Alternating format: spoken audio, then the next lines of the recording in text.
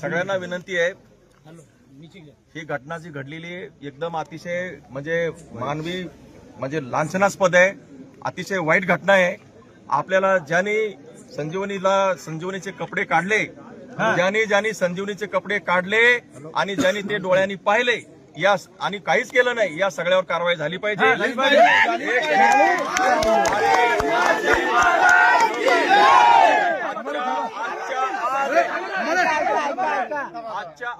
आजच्या आज जे दोषी आहे त्याला ताबडतोब उचलायचं आणि संबंधितावर कारवाई आजच्या आज झाली तरच हा इथं शांतता राहील, नाही तर राहणार नाही. सगळे वातावरण बिघडेल. म्हणून पोलिसाला माझी विनंती आहे की आता कोणी एफआयआर देणार नाही.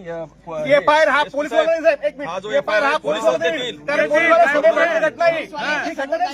एफआयआर तो देईन पोलीस बाहेरच्या गाड्या अडवलेल्या